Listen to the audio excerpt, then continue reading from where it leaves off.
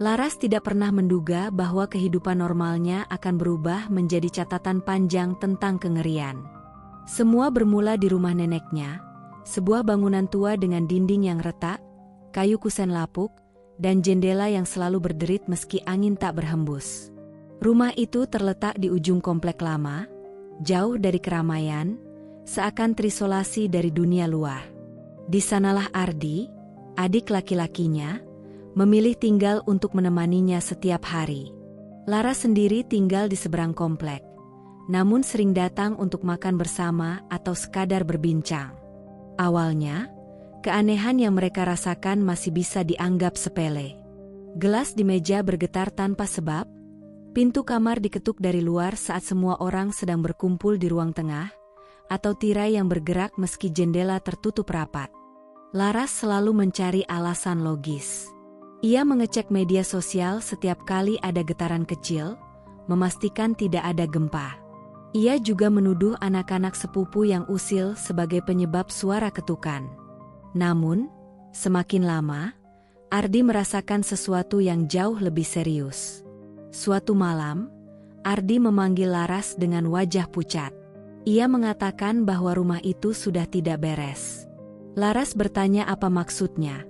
Tetapi Ardi hanya menjawab samar, seolah ada sesuatu yang tidak bisa ia jelaskan dengan kata-kata. Ia menyebut tentang mata merah, julukan mereka untuk seorang kerabat jauh yang tinggal di rumah yang sama. Wanita itu memang dikenal sering mengalami iritasi mata, hingga matanya selalu tampak merah. Ia berjualan keripik pisang di halaman belakang rumah. Namun Ardi bersumpah melihat hal ganjil. Minyak goreng yang dipakai wanita itu tidak pernah habis, meski digunakan berulang kali. Awalnya Laras menertawakan cerita itu.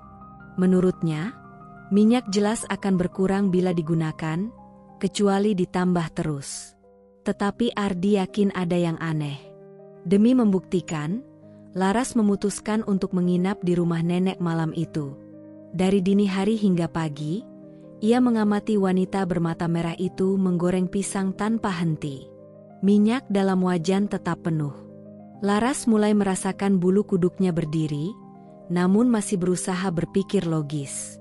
Keesokan harinya, Ardi mengganti minyak itu dengan minyak baru yang sudah diperciki air suci dari gereja. Anehnya, minyak itu langsung cepat habis begitu digunakan.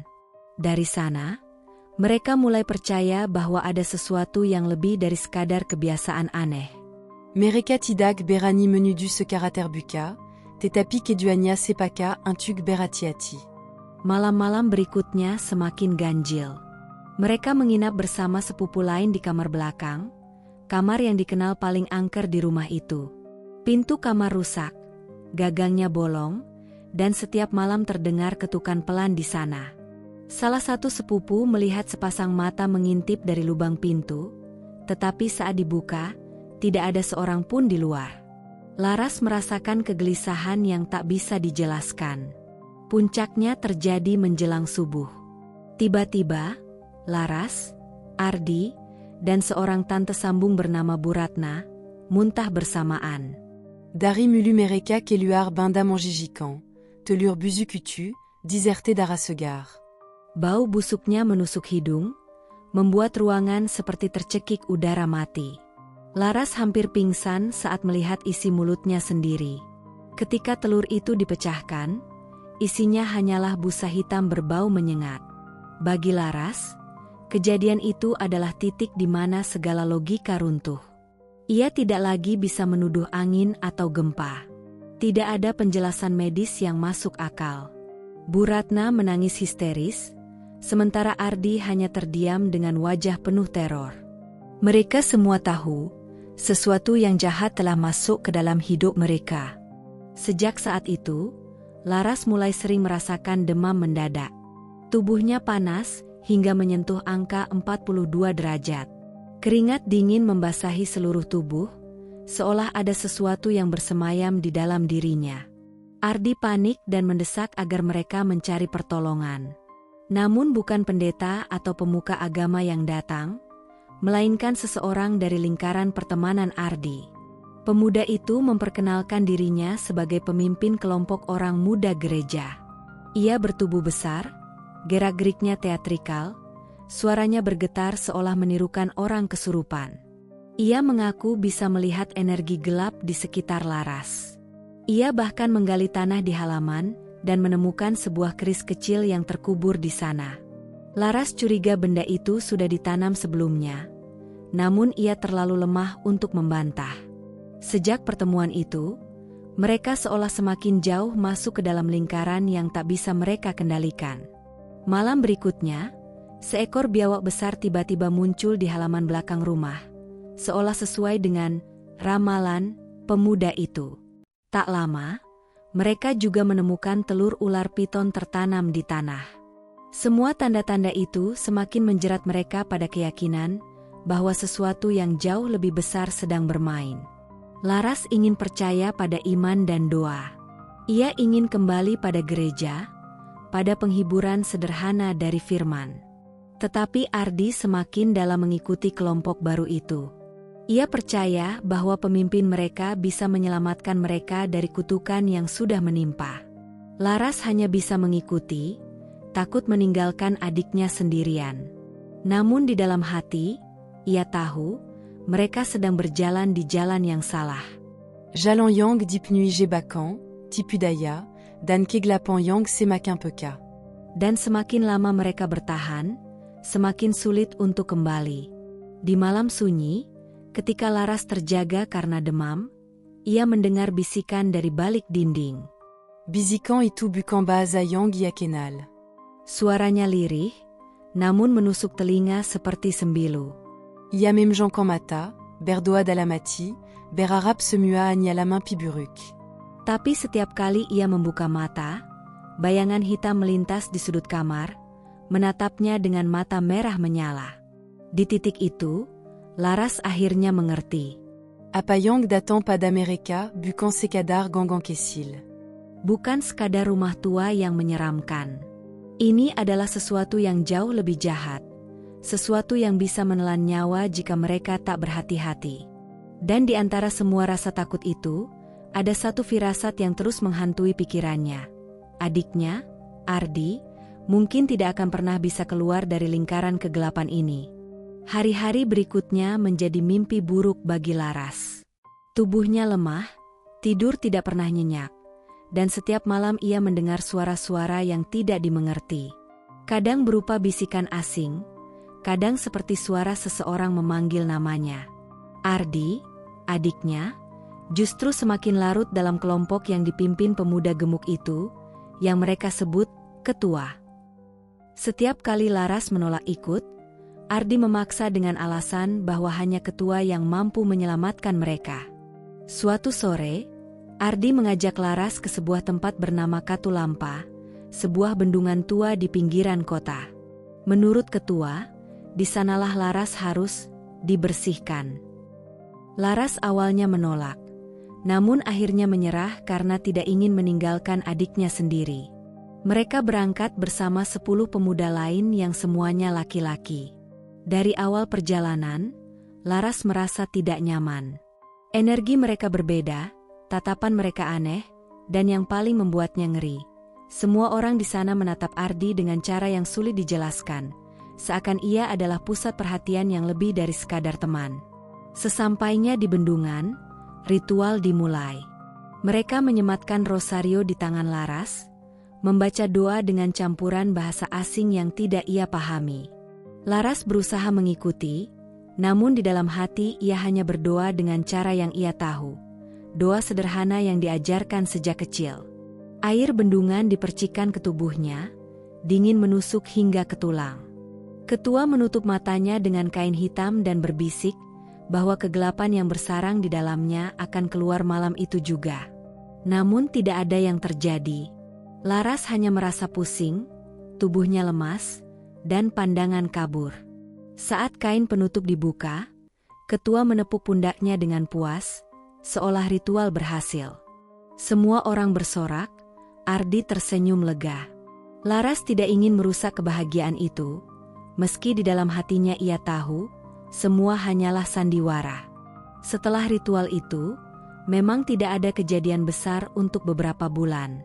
Laras mulai merasa sedikit tenang, seolah semua masalah selesai. Namun ketenangan itu hanyalah fata morgana. Perlahan, gangguan kembali datang, kali ini lebih parah. Pada ulang tahun Ardi di bulan Mei, mereka merayakannya sederhana setelah ibadah keluarga. Malamitou, Mereka Berquimpul dit à mon bloc Monsieur Udaralamba, Kaayalan Pujalan Redu, Dan Suazana Agak Sepi. Laras mendadak merasa sangat mengantuk, padahal baru saja makan. Tubuhnya terasa sakit, terutama di bagian punggung bawah. Ia tertidur di bahu Bu Ratna, berharap bisa pulas sebentar. Namun ternyata tidur itu berubah menjadi awal tragedi. Menurut kesaksian orang lain, Laras tiba-tiba berteriak dan mengamuk, seolah kesurupan. Tubuhnya berguncang hebat, matanya terpejam, mulutnya mengeluarkan suara aneh. Ketua berteriak-teriak, mengklaim bahwa roh jahat sudah masuk. Ia bahkan memukul perut dan punggung Laras berkali-kali, seolah berusaha mengusir sesuatu. Padahal dalam kesadarannya, Laras merasa sedang tertidur. Ia ingat dengan jelas sedang bermimpi berjalan di lorong panjang gelap, sementara dari luar tubuhnya diperlakukan seperti boneka. Pada akhirnya, bukan ketua yang berhasil menenangkannya, melainkan Bu Ratna. Dengan lantang ia membaca doa, dan tiba-tiba tubuh Laras berhenti meronta. Nafasnya kembali teratur, meski tubuhnya penuh memar akibat pukulan. Saat sadar, ia hanya mendapati tatapan kasihan bercampur takut dari semua orang. Pengalaman itu membuat Laras yakin bahwa kelompok itu tidak membawa kebaikan. Ia ingin menjauh, namun Ardi semakin kuat terikat pada mereka. Setiap kali Laras menyinggung soal gereja atau doa pribadi, Ardi mengabaikan. Ia hanya mendengarkan apa kata ketua. Lebih parahnya lagi, Ardi mulai sering mendengar bisikan untuk mengakhiri hidupnya. Ia beberapa kali berkata bahwa ada suara yang memanggilnya ke dunia lain. Ketika Laras berusaha menenangkannya, Ardi hanya menjawab dengan kalimat-kalimat aneh. Ia mengaku ada sosok perempuan dalam tubuh ketua yang mencintainya. Laras muak mendengar itu. Baginya, jelas sekali Ardi sedang dicuci otak. Tetapi semakin ia melawan, semakin jauh Ardi menjauh darinya. Suatu malam, ketua mengajak mereka ke sebuah villa tua di puncak, dekat area yang dikenal angker. Laras awalnya menolak, tetapi lagi-lagi Ardi memaksa. Villa itu besar namun menyeramkan. Dapur berantakan, dinding berjamur, dan udara pengap membuat napas sesak. Begitu masuk, Laras melihat sesosok perempuan duduk di atas nakas dapur. Rambutnya panjang menutupi wajah, tubuhnya kaku seperti patung. Laras panik, menunjuk-nunjuk agar orang lain juga melihat. Beberapa mangiakan, tetapi que tu as Anya tertawa dan berkatatida kada apa-apa. Malam itu, mereka melakukan ritual.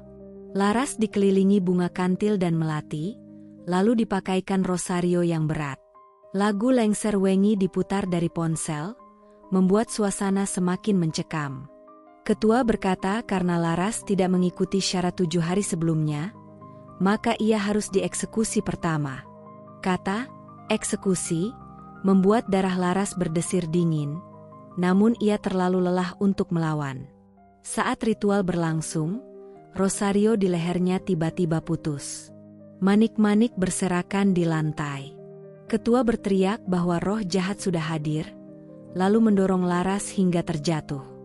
Ia menghunus keris kecil yang sebelumnya ditemukan di halaman rumah nenek. Laras ketakutan, berusaha bertahan sambil berpura-pura kesurupan agar tidak ditusuk. Ia menjerit dengan suara dibuat-buat, tertawa seperti orang gila, hingga ketua semakin yakin ritual berhasil. Namun kenyataannya, roh justru masuk ke tubuh Bu Ratna. Ia jatuh ke lantai, menjerit, matanya terbalik putih. Suaranya berubah berat, memerintahkan semua orang pergi. Tapi ketua tetap bersikeras bahwa roh ada dalam tubuh Laras. Situasi kacau, semua panik. Laras akhirnya sadar, kelompok itu bukan penyelamat, melainkan ancaman. Malam itu juga, ia menyaksikan hal yang membuatnya semakin ngeri. Saat semua orang terlelap, ia mendapati beberapa dari mereka saling berpelukan dan berciuman. Laras tersentak, menyadari bahwa kelompok ini memiliki hubungan yang jauh lebih gelap daripada sekadar pertemanan. Ardi tampak terbiasa dengan semua itu, sementara Laras hanya bisa terdiam, hatinya hancur. Sejak saat itu, Laras tahu ia tidak lagi punya kendali. Il c'est parti tercerait que dalam pusaran yang semakin peka.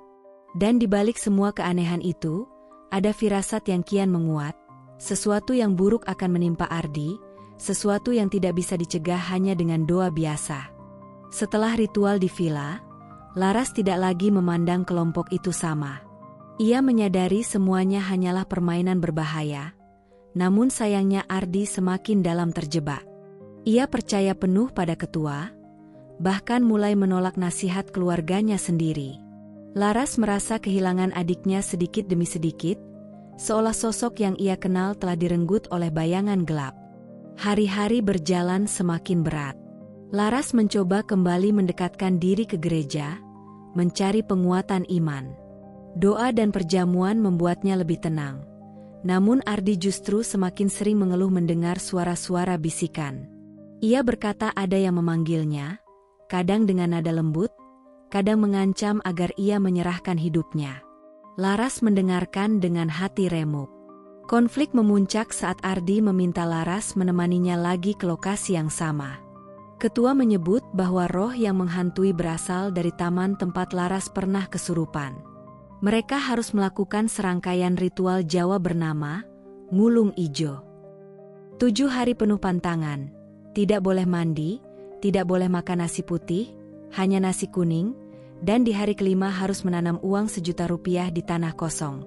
Laras langsung mencium bau penipuan. Ia menolak keras, namun Ardi bersikeras. Akhirnya Laras menuruti sebagian, hanya demi menjaga adiknya. Diam-diam ia mengganti uang yang ditanam dengan uang monopoli. 3 hari kemudian, ketua murka ketika tahu uang itu palsu. Ia menuduh Laras menghina adat, menantang karma. Sejakitu, permusuan terbuka. Ardi malah membela ketua, menyebut bahwa Laras sudah dikuasai roh jahat. Kata-katanya menusuk, membuat Laras merasa seperti orang asing di mata adiknya sendiri. Meski demikian, mereka tetap melanjutkan ritual. Pusaka-pusaka aneh dikumpulkan. Botol pecah, benda karatan, bahkan telur ular yang ditemukan di berbagai lokasi angker. Semua dibawa ke sebuah villa tua di puncak, lebih jauh dan lebih menyeramkan daripada sebelumnya. Laras memesan villa itu dengan enggan, jantungnya berat setiap kali membayangkan malam yang akan datang. Malam itu, suasana villa sangat menakutkan. Dapur remang, bau lembab menusuk, dan suara jangkrik bercampur dengan angin yang menderu. Begitu masuk, mereka semua melihat penampakan perempuan berambut panjang duduk di dapur. Laras menegaskan bahwa ia melihat jelas, begitu pula beberapa yang lain. Namun ketua lagi-lagi menyangkal, menyebut mereka hanya berhalusinasi. Ritual pun dimulai. Laras dikelilingi bunga kantil, musik lengser wengi diputar. Ketua bersikap dramati, mangunu keris, dan pura-pura kerasukan. Laras berpura-pura ikut kesurupan, tertawa dan menjerit untuk menghindari tusukan. Tetapi yang benar-benar kerasukan justru Bu Ratna. Tubuhnya berguncang, suara berat keluar dari mulutnya, menyuruh semua orang pergi. Namun ketua tetap mengarahkan perhatian ke Laras, seolah ia adalah pusat masalah. Ketegangan memuncak saat rosario Laras putus dan manik-maniknya berhamburan. Ketua menuju roja sedang menertawakan mereka. Ia memukul punggung Laras, mencoba memaksa sesuatu keluar. Laras hanya bisa menahan sakit sambil berpura-pura, berharap segera berakhir. Saat itu juga, ia mendengar ancaman samar, salah satu dari mereka akan mati jika ritual dilanjutkan. Malam berakhir tanpa jawaban. Tetapi sejak itu, Laras tahu harga yang harus dibayar tidak ringan. Beberapa bulan kemudian, firasat itu menjadi nyata. Laras bermimpi melihat Ardi terbaring di peti mati, mengenakan pakaian merah tradisional. Mimpi itu begitu nyata hingga ia terbangun sambil menangis. Ia menuliskannya di buku kecil agar tidak lupa. Temannya menenangkannya, mengatakan bahwa mimpi kematian biasanya berarti umur panjang. Laras berusaha percaya, tetapi hatinya tetap diliputi ketakutan. Tak lama kemudian, kabar datang.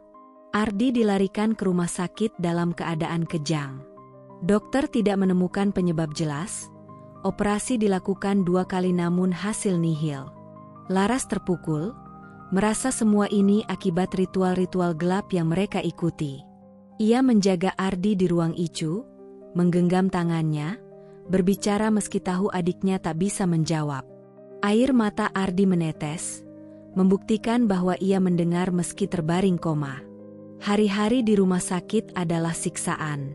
Laras mendengar peringatan dari Bu Ratna, jika Ardi meninggal sebelum malam 1 suro, itu berarti Tuhan sendiri yang mengambilnya.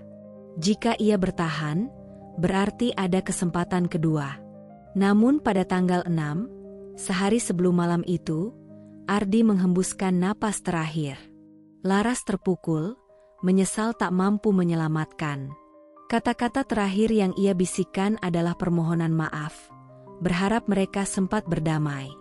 Kematian Ardi meninggalkan luka dalam. Lebih menyakitkan lagi, kelompok yang dulu ia ikuti hanya datang sekadar formalitas, memberikan amplop kecil dengan isi sepele. Mereka tidak benar-benar peduli. Laras menyadari, semua hanya permainan yang mengorbankan nyawa adiknya. Di ruang duka, Laras menyaksikan sesuatu yang membuatnya semakin yakin akan adanya dunia lain. Ia melihat arwah Ardi berdiri di samping jenazahnya sendiri, menangis dalam diam. Mata basah jenazahnya pun seakan meneteskan air mata. Pemandangan itu m'embua la rajemtar, antara alusinasi atau Kenyatan. Namun ia percaya, jiwa adiknya masih ada di dekatnya, belum rela pergi. Sejak saat itu, Laras hidup dalam penyesalan. Ia terus bertanya-tanya apakah keputusan mengikuti kelompok itu adalah kesalahan fatal yang mengundang kutukan. Ia merasa gagal sebagai kakak, gagal melindungi, gagal membawa Ardi keluar dari kegelapan. Dan setiap malam, ketika sunyi menyelimuti, ia mendengar suara samar, bisikan lembut Ardi, seakan berkata ia masih di sana. Laratidak pernatahu apaka suaraitu anyala bayangan rindu atau benar-benar arwayang terperangkap. Yang pasti, malam-malamnya tidak pernah sama lagi. Rumah tua nenek kini kosong. Tetapi setiap kali Laras melewati jalan itu, ia merasakan hawa dingin menusuk. Ia tahu, kisah itu belum benar-benar berakhir. Mungkin roh Ardi masih mencari jalan pulang. Atau mungkin, sesuatu yang jauh lebih gelap sedang menunggu giliran menjemputnya.